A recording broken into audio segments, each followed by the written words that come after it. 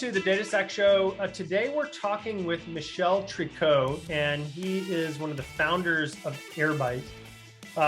And Airbyte moves data for companies. Really interesting company. They've grown a ton. I think they've been around for a year. But he has a pretty long history in data, and this isn't going to surprise you, Kostas.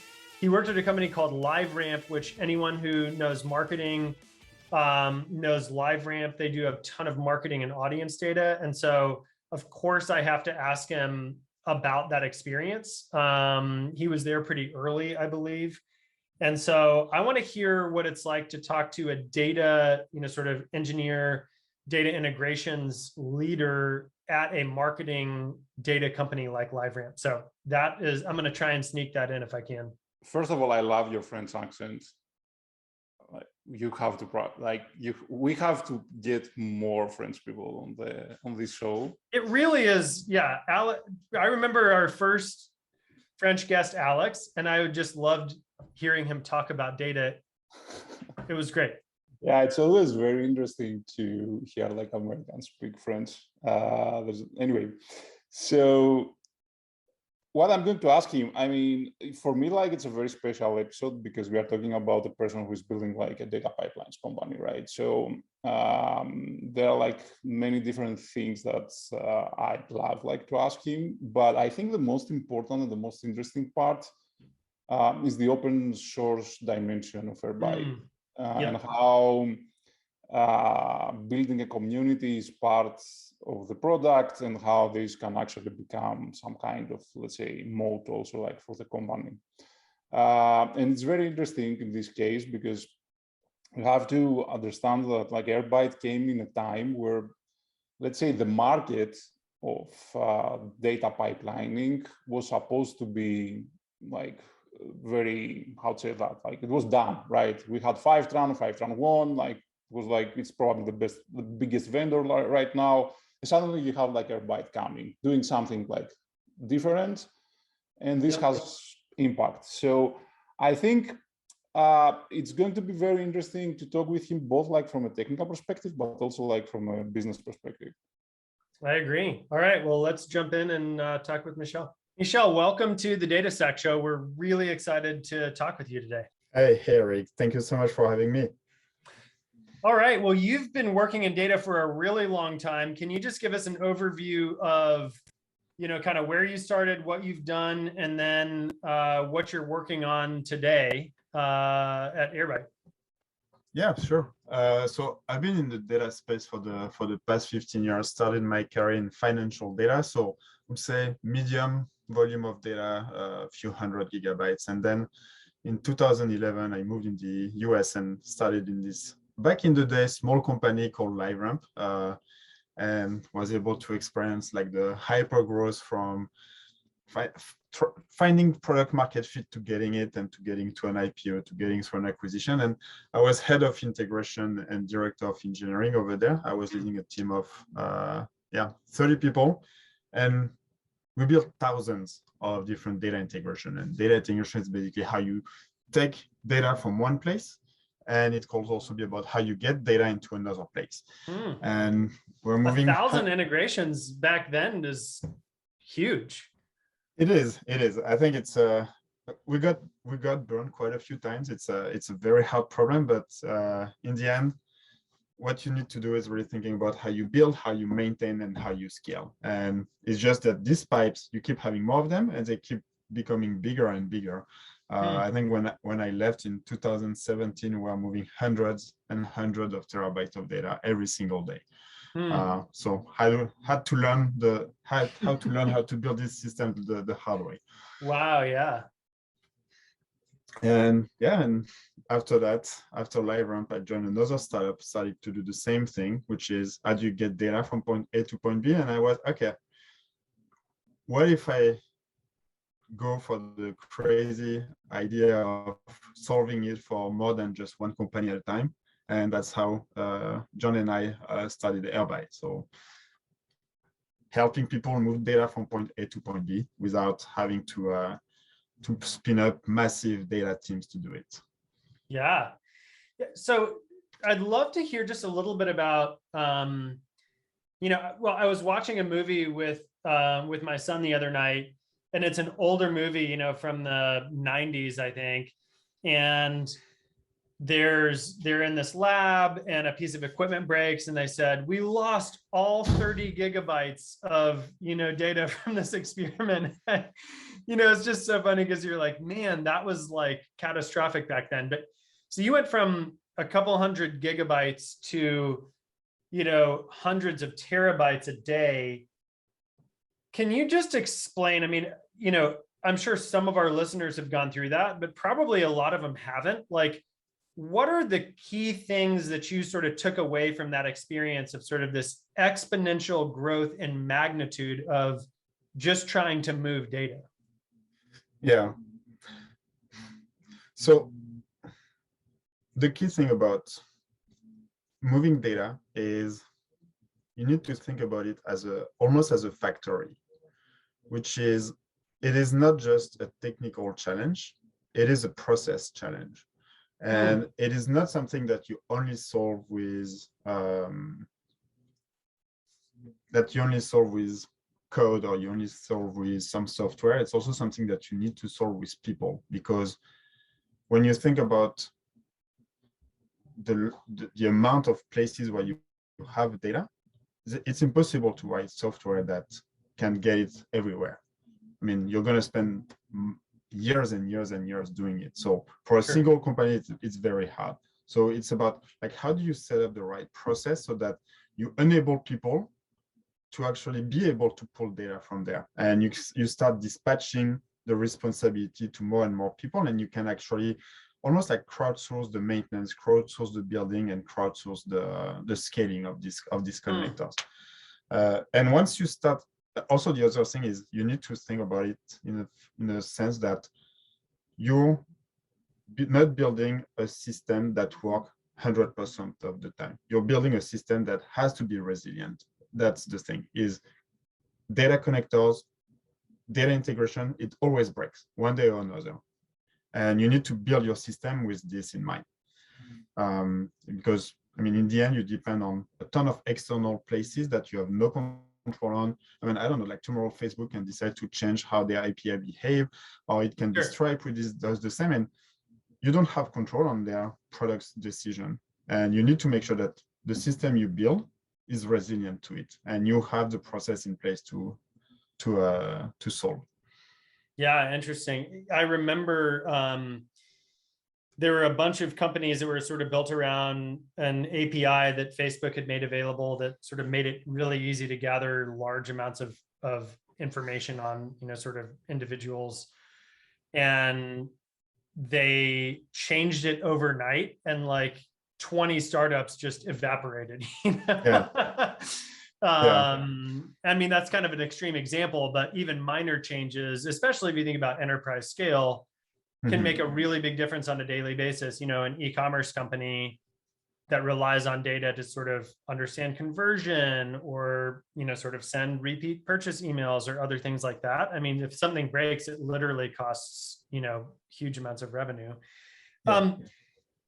One thing we talked about as we were prepping for the show, which I would love for you to speak to. So you were at LiveRamp a while ago. And you were dealing with data at a really large scale. And I think in many ways, like a scale that a lot of, sort of your average like data engineer, data analyst doesn't get to experience, just because that was such a huge amount of data. But that was still a while ago. And so have you seen sort of the lessons that you learned there translate? I mean, the technology stack is very different today than it was back then in some ways, but there's sort of a trickle down effect from companies that, you were sending audience data hundreds of terabytes a day.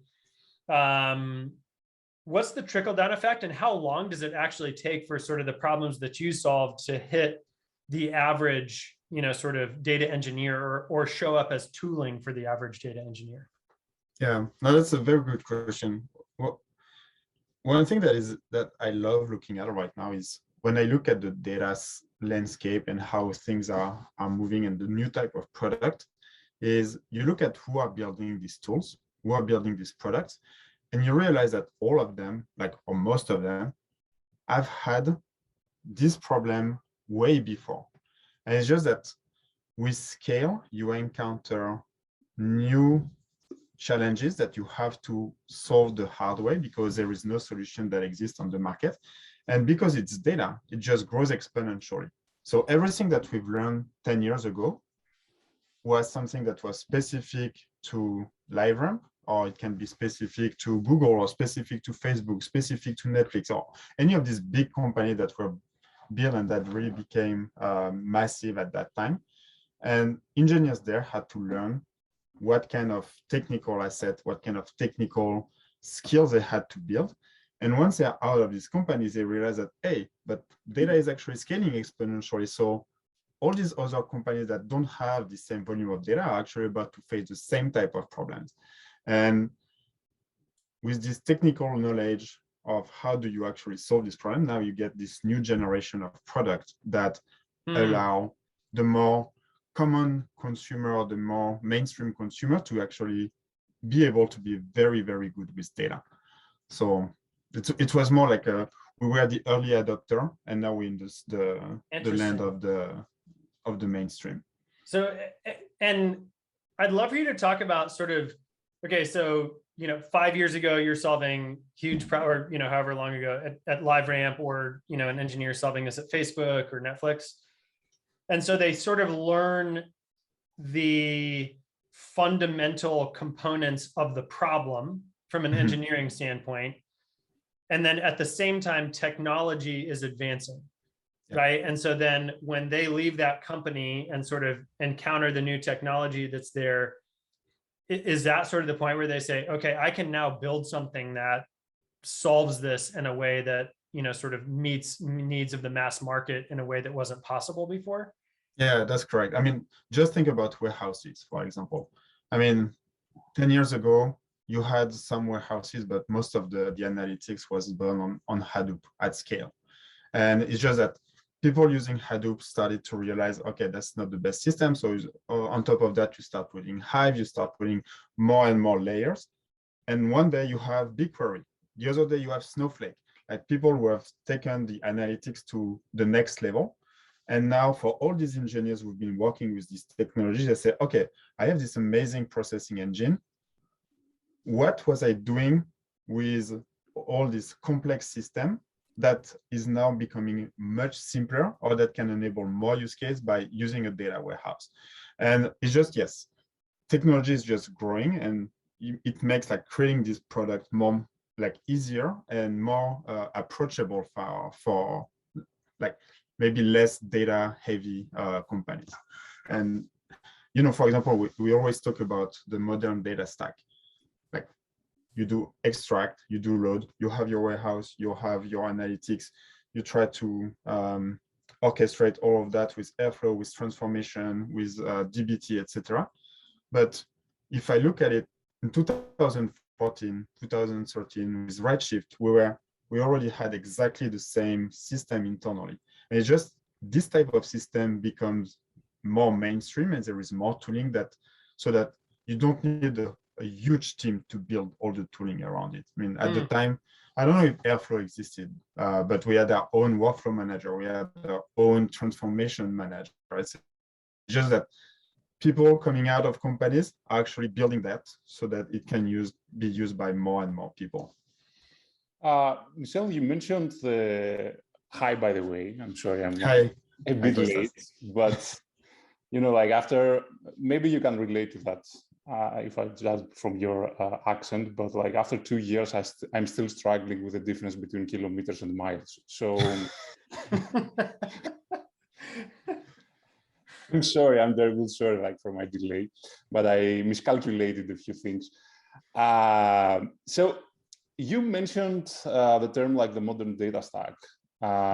What's your definition of the modern data stack? Like, yeah, what are the, let's say, like the main components of it? And you mentioned also that like it's not like we are doing something new that we didn't do in the past, right? But why it's modern? Like, what happened? Yeah, I think it's more it's something that is enabled by technology, which is the composability of your system. What we've seen with back in the day with Hadoop, with Spark, is that you have a very monolithic way of working with data. And with more and more tools being added, I mean, if you look at all the Apache projects, basically most of them are about data. And it's just all these little tools that are coming on top of it. And the modern data stack is more about how you go from an end-to-end solution to something where you use the best of breed for every single piece in your data value chain. Because data is so tied to your business that generally using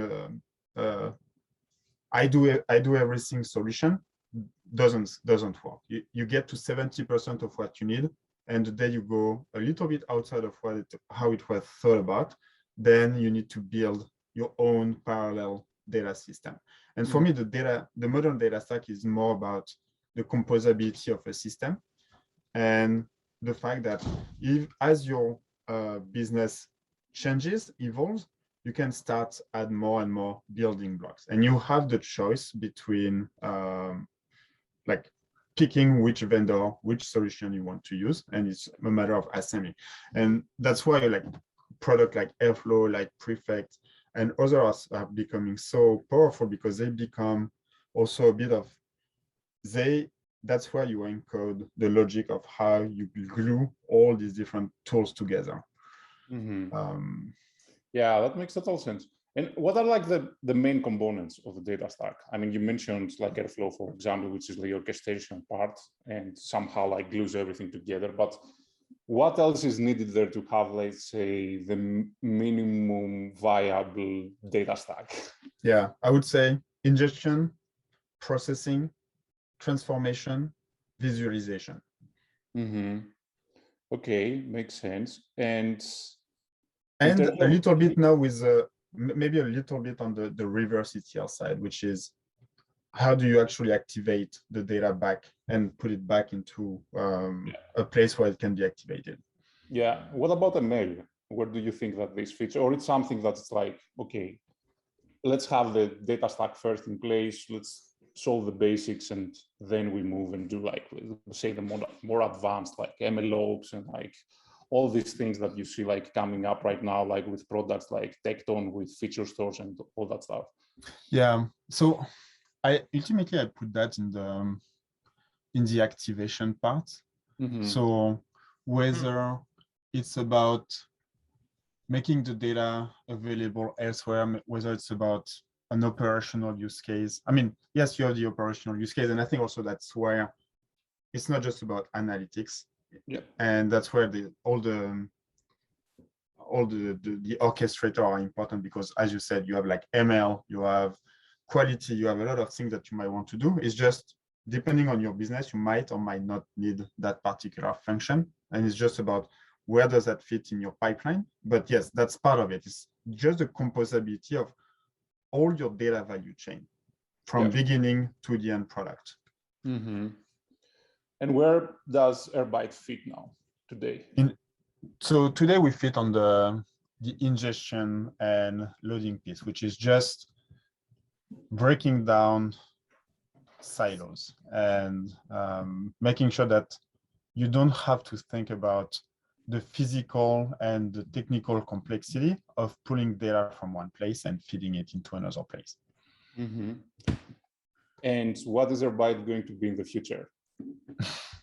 What's the vision? Yeah, so the first thing is, the goal today is really about commoditizing data integration. But when you think about data integration, there is a purpose behind it, which is moving data around.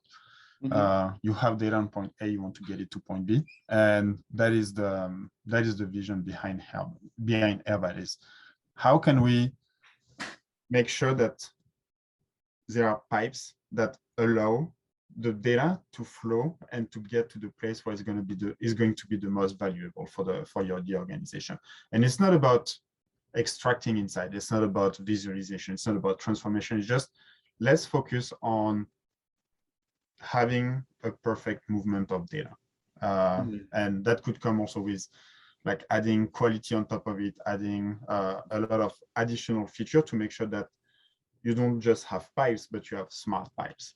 Okay, yeah, that's very interesting. And do you think that, I mean, you mentioned like composability, right? So we have like all these different like parts of the data stack, and like we try like to make them all to work together, and that's why data engineers have so much demand right now. So you mentioned quality. Quality right now, we have like all these different products out there that like Monte Carlo, Big Eye, all these new guys like who are entering like the market, that somehow like in order to, let's say, deliver value, they need like to work very closely like with another part of the data stack. Either this might be like the data warehouse, or it might be like the data pipelines, right? Yeah. Do you see in the future quality being part of like some more fundamental part of the data stack, or you see like a different category like remaining there? Like what do you see like happening there?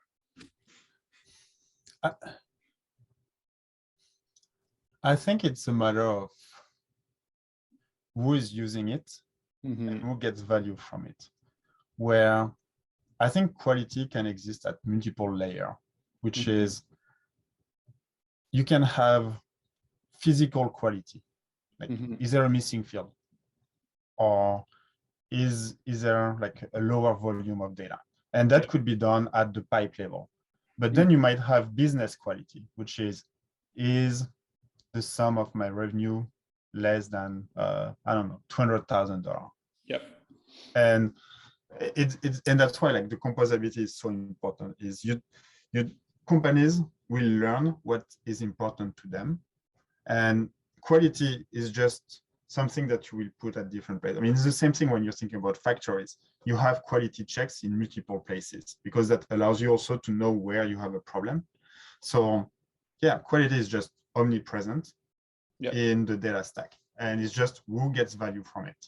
So companies like Big Eyes or others, they need to be there because you have so many people that are interacting with the data warehouse that know what is good data and what is bad data, and that need to have the tool. I think maybe one thing we didn't talk about for when we talk about the modern data stack is it's about making data a platform instead of something that is fully controlled by data engineers. And once you start exposing data as a platform to the rest of your organization, then you need to have more than one tool for doing quality at different steps of the pipeline. Yeah, 100%. I think that's like very, very, let's say, obvious when you enter like data quality in the ML space, where like the tools that you need to use there to like figure out if you have to retrain your model, for example, like do like stuff about the model itself and like trying to figure out if something goes wrong there, like it's a completely different kind of beast that you have like to work with. So yeah, I agree. I think we are just like at the beginning of like figuring out quality, to be honest. Like it's a huge issue, and I'm very curious to see what else will come out there like in the market. I have a question for each of you though, because, and I've actually, Kostas might be tired of hearing this, but I think it's a really interesting question for our listeners because they just span, sort of enterprise to startup. But Michel, when do you talk about composability and we think about quality, size of company and sort of complexity as a proxy for size has a really significant influence on the pain you feel from sort of lack of data quality, right? So the example is when you're, I heard someone say like, okay, what is your analytics when you're a 2-person startup in a garage? Like you just directly query your Postgres like app database, right? And you learn everything you want to know. Right. But then when you're a 1,000-person company, it's a completely different game. And like you said, you sort of you need to pull data from many sources, you need to do transformations on it. There's a quality component, there's visualization, and then sort of the activation side of it. What are the triggers that you've seen that are sort of indicators that people need to address those issues. And I mean, I'll also caveat that by saying, in an ideal world, I think smart companies try to solve these problems sooner with good infrastructure, good orchestration, good data quality practices. But I think anyone who's been inside a company knows it's really hard to do that while you're growing a business. So how does size influence all of these factors that we're talking about? A lot.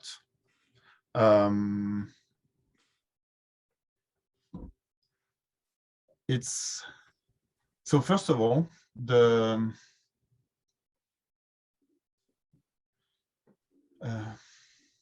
one second. They'll edit it out, don't worry. I mean, it's just a matter of how much context and who interacts with your system. And that's why like composability is so important, is that before it was an easy persona that was working with the data. As your organization grows, it's not just your data that grows, it's your team is growing. The people that are interested in data is growing. Like you might have marketing that wants to know something about data. You might have sales, you might have finance, you might have product, and they all want something with data. And that generates complexity because they don't have the context about all the data that is flowing through these pipes. And that's why when we think about the modern data stack as becoming a platform for other roles, that is the complexity that needs to be fixed. And that's why composability is so important, because you don't know tomorrow who is going to need data to make your organization better and go faster. And so at that point, you want to make sure that you bring a system that is not just frozen in time, but it's one that can actually evolve with your company and with your teams. So, and of course that comes with complexity, but in general, complexity can be not addressed, but can be made simple or simpler with more composability and more choice. Yeah, that's fascinating. You know, we had a guest recently who made an observation I've been thinking about a lot, where they said, you know, the move to the cloud was supposed to simplify a lot of things, and it did simplify a lot of things, right? You know, deployment, you know, sort of managing on-prem stuff, right? But he said it's made the tech stack way more complicated because everything's easier. And I think it's such a good observation that complexity is not driven primarily by technology or only by technology, but by demand for data inside the organization. And the lack of context is a huge challenge there. That's such an interesting observation.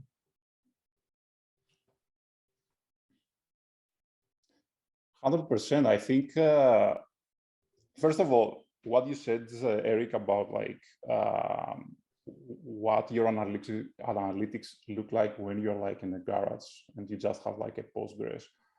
I would argue that like that's not real anymore. Like if you think about it, and because of the cloud, as you mentioned, right?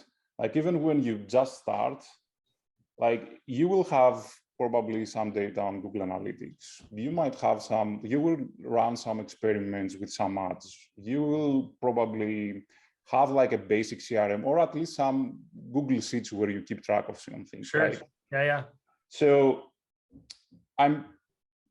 my feeling at least is that like more and more smaller companies will need something like Airbyte really soon, like to use it and get like the value out of the data that they have. I think why size is important and it matters is because of organizational complexity.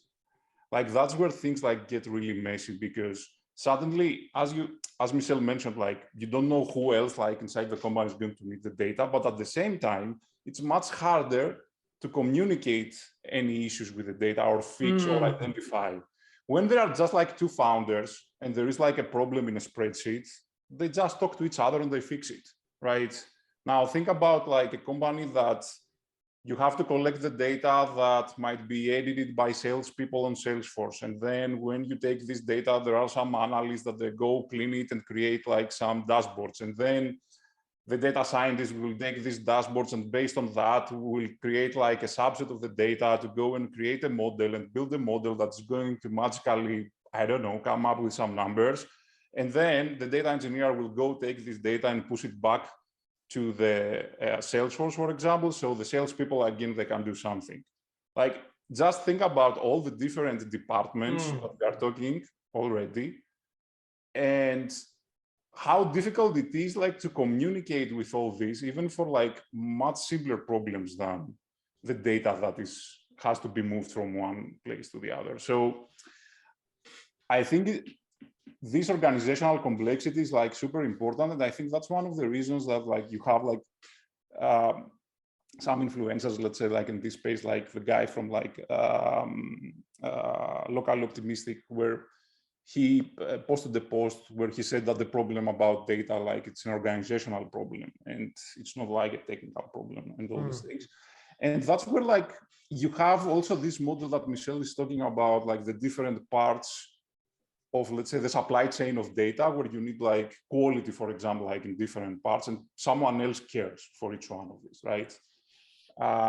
Anyway, I think we're still at the beginning, and we're still like scratching the surface of the complexity of building, like at the end, a data-driven organization. It's going to be very, very different working with these systems compared to building mobile apps, for example. Like the complexity is like very, very different. Yeah, we're in a new era for data. It's just by opening and making it more accessible, you discover new things that you can do with it, and it's going to continue to grow, and people are going to become greedier and greedier for having more data and make better decisions. So ultimately, people who've worked already with that much data have an edge on the type of product that can be built to enable this new like this new generation of data consumers. Yeah. Michel, I want to go back to Airbyte a little bit, because like we can be talking a lot about data in general. Like we can have like multiple episodes, the three of us, like talking about that stuff for sure. But I would like to share a little bit more about the product and the company, like with our audience. So Airbyte is like an open source product. Why open source? Why it's important, and how it has helped the company grow? Yeah. So one thing that I was mentioning before was really that solving data movement and solving data integration is not just a code or like a technological problem. It is a process and people problem, because when you look at all existing solutions, they generally plateau at an amount of connector that they can support. And the reason is simple: is it's very hard for one single entity to manage that many connectors, because that's the problem with data connectivity. That's why it's very hard problem to solve. Is you have so many places that you don't know what are all these use cases. And at that point, when we thought about open source, that was basically because of that. It's something that needs to be built and that needs to be almost like crowdsourced. You want to make sure that you have more than one company that have the control on how you actually move data around and what kind of connector matter. Because building, it's relatively easy, but maintenance is where the cost is. So at that point, what you want is you want to give the power to people who are using the platform to actually solve the problems when it arises. Because if they're using a closed source solution, if they have a problem, they will have to wait 4 weeks. So in that case, what they will do is they will start building it internally. But then when you build it internally, this becomes a gigantic monster that grows and grows and grows until it's out of control. And here you have access to something that sometimes you need to fix, and the rest of the community has access to it, or someone else from the community fixes it, and you get access to the fix. And by creating this very virtuous cycle, then you get more connectors and you get more people that contribute and that actually have a seamless experience with data integration. So open source was really about solving the people aspect of it. Yes, open source is also technology, but it was really about let's build a community and let's make sure that we make data available across the community and users of Airbyte. Right. So, okay, that makes total sense about, I mean, the part of the connectors themselves. So before Airbyte, there was Singer. I mean, they're still out there. And I know that Airbyte, like as a protocol, let's say, is actually an extension of a Singer. What is Airbyte doing that is different in what Singer did, and what's Stitch, the company behind Singer, before they got acquired at least, did? Yeah, so interestingly, when we started Airbyte, we started to build on top of Singer. So we discovered some of the flaws. The thing is, the team has a lot of experience in building data integration. So we saw flaws in how it was, and we have a compatibility with Singer to make sure that people who've invested time of their team into Singer can also leverage these connectors within Airbyte. But in the end, the protocol, I won't call them more, like the guidelines of Singer are way too permissive. And that breaks the contract of solving data integration by having almost like pairwise compatibility. Mm-hmm. And the day you have this absence of rules and this absence of guidelines, then you're basically building one-to-one pipelines, and that's all. And you get to this n-square problem instead of n times n, n plus m problem. So that was what we saw with Singer. Also, the community of Singer was very, I mean, after Stitch got acquired by Talent, I think Talent dropped the ball on Singer, and a community like that needs to, you need to really invest in it. And that's something we've done very, very early on. Like one of the first hire we had at Airbyte was really someone who is here with the community and helping them be successful with open source. And because we started a year ago, so obviously the first version were pretty unstable. So having someone to just help every single person in the community was very important. And we've continued to grow that function and make sure we have seamless experience on open source. But it's just that if you don't support your community, you cannot build that network of people who just help each other and build and maintain connectors together. Yeah. So sorry, go ahead. I didn't want to interrupt you.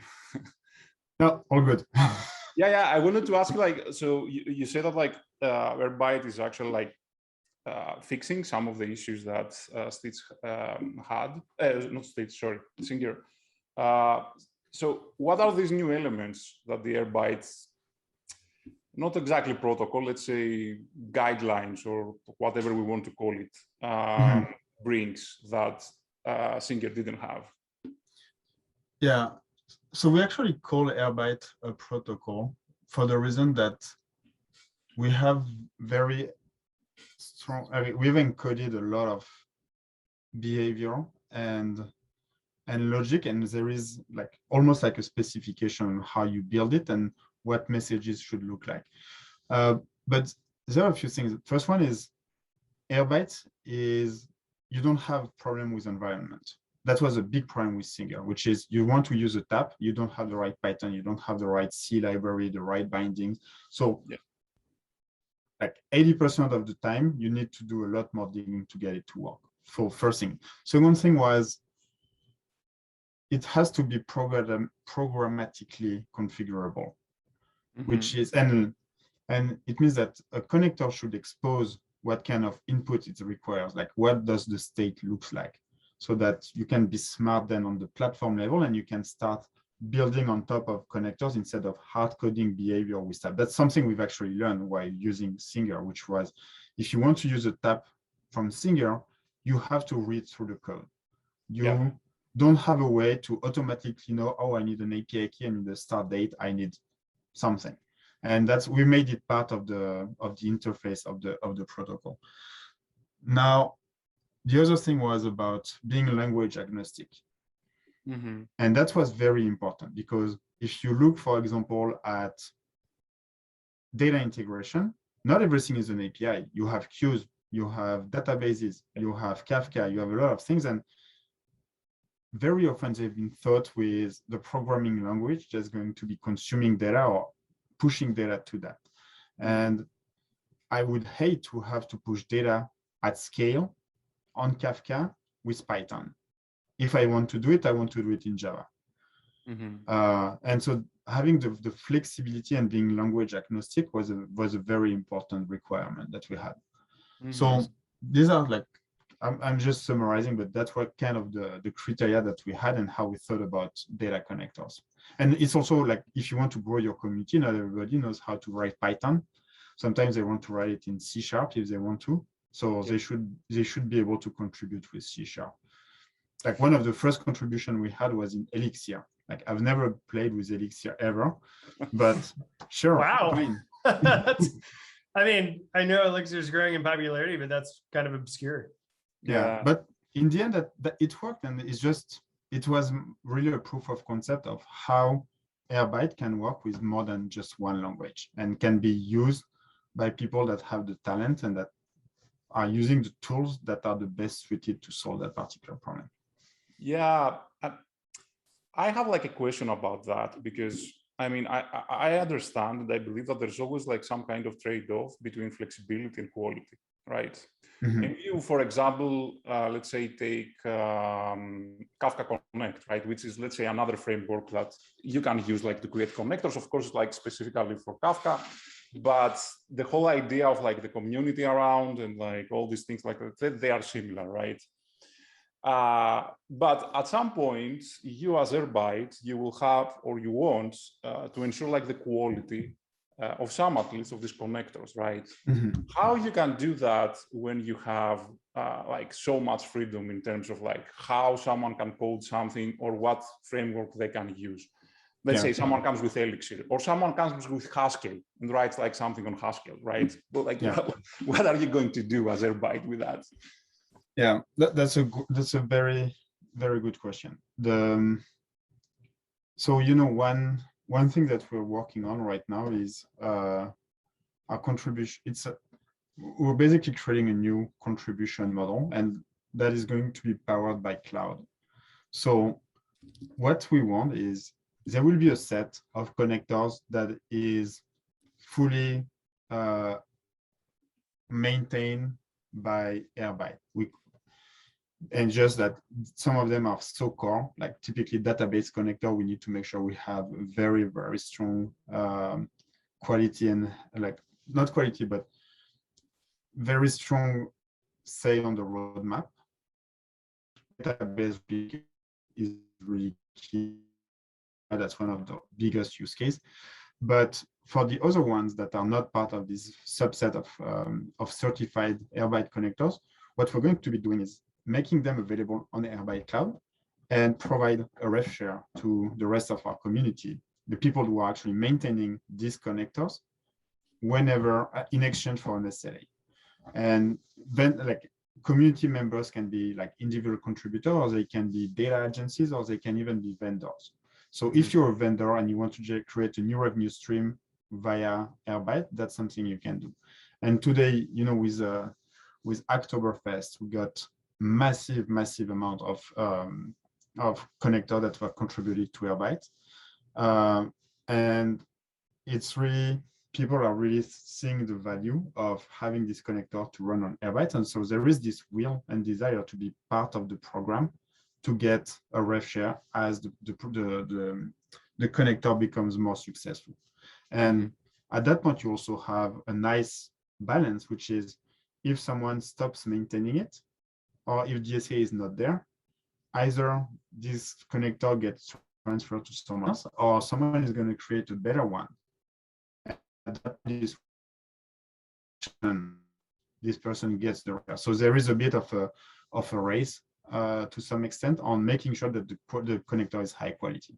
Yeah, it's very interesting, and I'd love to chat about that again in the future, because I'm sure you have many things to learn about that, and like with all the interactions of like how to manage the community and reflect this to the quality of like the connectors. I think it's going to be like a very interesting like learning. And very important mode for the company, to be honest. I think that like if you figure this out, like it's going to be very important for Airbyte. One last question from me. How important is DBT for the Airbyte protocol and for Airbyte as a platform? I'm separating the two. So yeah, well, I'd love to hear about that. Not at all for the protocol. Mm-hmm. We use it more as a post-processing piece on warehouses, but in the end, what is just making the data a bit more consumable when it's been loaded, but it's not required for the protocol. The protocol is just about configuration, data exchange, and connection. That's all.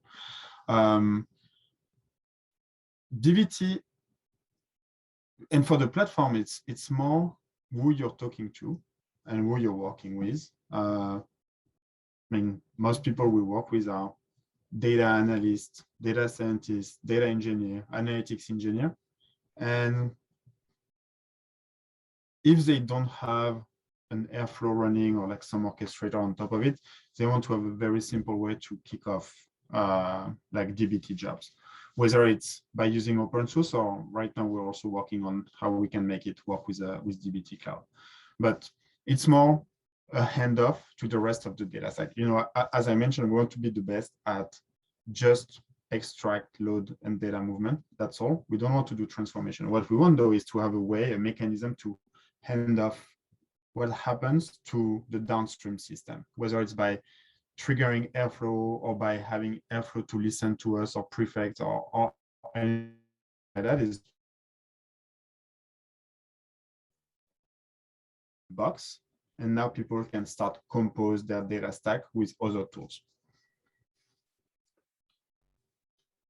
Okay, that's super interesting. I could keep talking about that like for a long time, but I think we are getting close to our time here, right, Eric? We have a few more minutes. If you have another question, go for it. And then I'm good. I want you to ask the next question. So Michel, one question, and I'm interested in your perspective on this. So, you know, of course, our listeners know I have a background in marketing. You were at LiveRamp. You know, LiveRamp has been a major player in the marketing data space for a long time. And anyone who works in data inside of a company knows that marketing tends to be the most hungry, or one of the most hungry, you know, sort of, or generates a lot of demand for data. They're very hungry. And you mentioned that, like the complexity around, you know, you give people data and then there's more demand for data because it creates more questions and more value. And marketing is a major consumer there.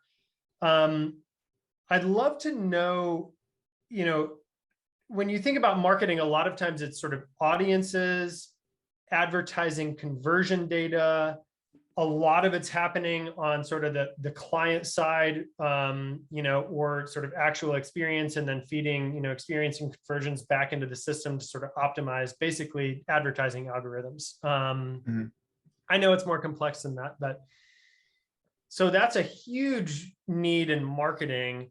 What are the major sort of use cases or the biggest areas of demand that you see for companies that are using Airbyte? Are there particular types of data? Does it fall sort of to one department? Who are the most greedy data consumers, and even use cases around that when it comes to Airbyte? Yeah, so I would say I would give two. So definitely marketing is a big one, but it's rarely marketing by itself.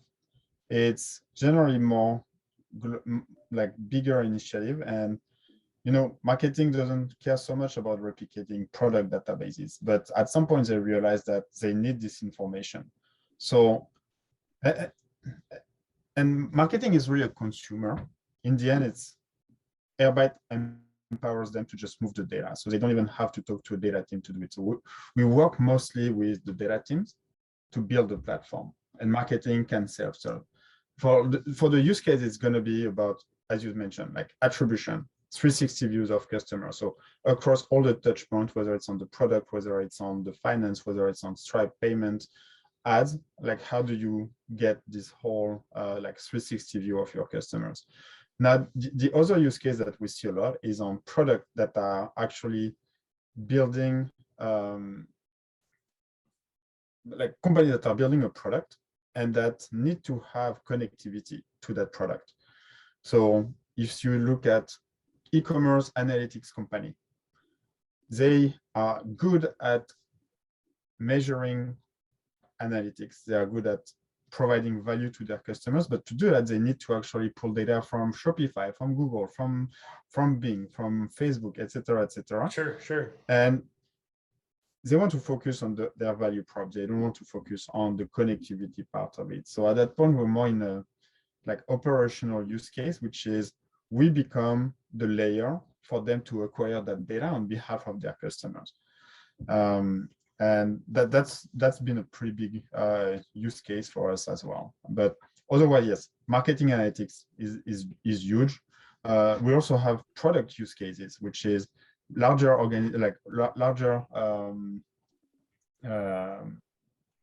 engineering team or product team wants to understand, like, get analytics on Git commits. They want to have analytics on peers. They want to have analytics on who closes the most, and they build their own internal tool or analytics to actually measure the efficiencies of their teams.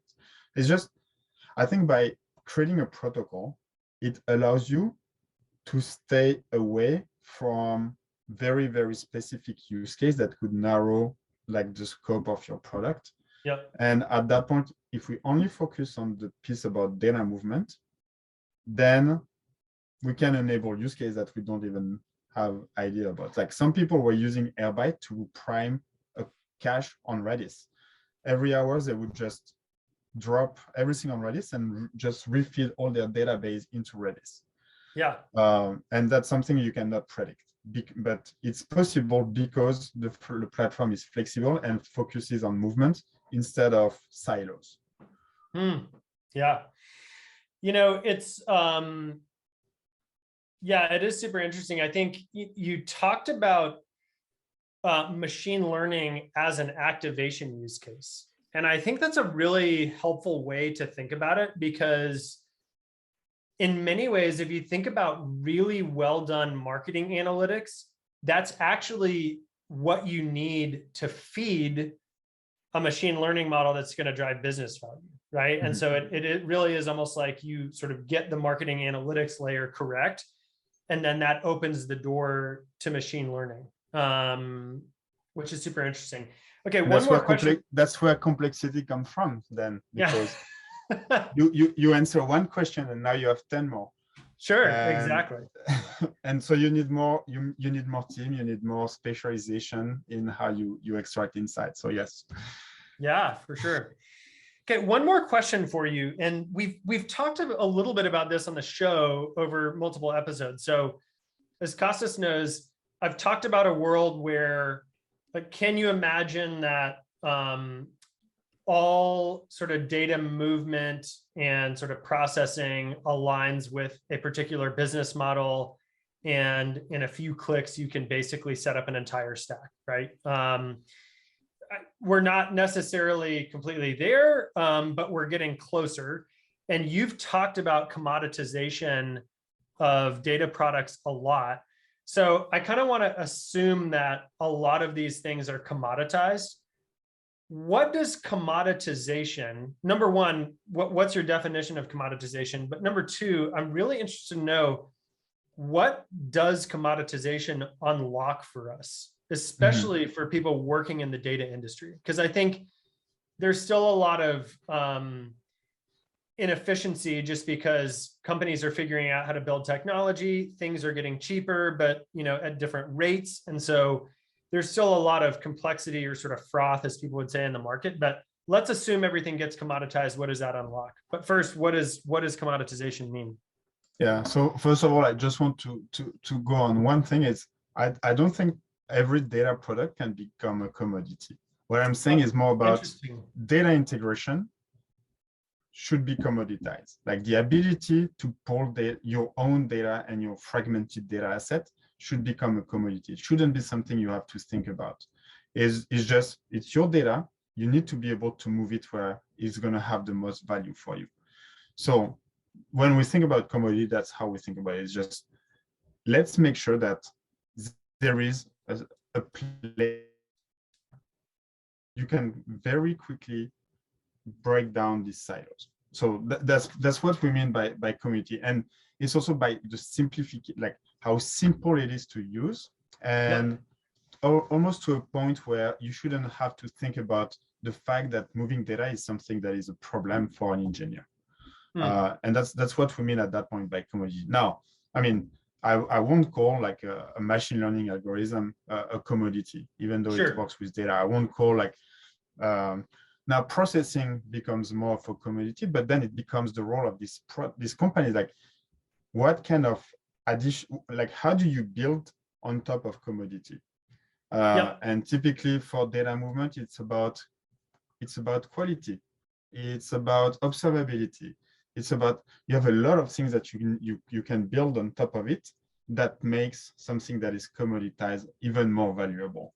It's like the infrastructure piece, right? If we think about exactly sort of movement, and then even, I mean, I don't know if you'd call Snowflake a commodity. It's not really the language people use, but if you think about warehousing in general, you can set up a really robust, sort of pipeline structure and warehouse really easily, very easily, right? Those things are becoming commoditized, which is great. Like it's opening so many doors. Yeah, and it's just like commodity means it's something that people believe to always work, and that's where we want to be with data integration. And then it becomes like, what intelligence do you build on top of this infrastructure, and what kind of additional value that rely on this fundamental you can actually start building, and what kind of use case it enables. Yeah, absolutely. It's just, we like to think about this as the Maslow pyramid, which is, if your fundamentals are not there, and basically your fundamental is your commodity, and you want to make sure that your fundamentals are addressed so that you can start thinking higher level with things that have even more value, that bring even more value to your business. No, I love that. Thinking about the data stack as sort of as Maslow's hierarchy is great. One last question for you, and I'm just thinking about people in our audience who are excited by learning from your experience. Having such a long history working with data in a variety of contexts, and now building a data company. Do you have any advice, for data engineers out there who are thinking about the future of their career working in data? Yeah, I would say think about create clever and enables other people to be good with data. I would say that's the secret for data engineer, because you don't want to be building data connectors, for example, because that's something that we discussed it, which is going to take you a ton of time. What you want is, what can you do to actually enable other people to be extremely good with data, and what kind of tooling, what kind of new technology you need to build to make people who consume data even better with data, because that's how you get your level with the rest of your team. And that's how, as an engineer, you can actually, and as a data engineer, you can really grow quickly. Is think about use case, think about enabling other people.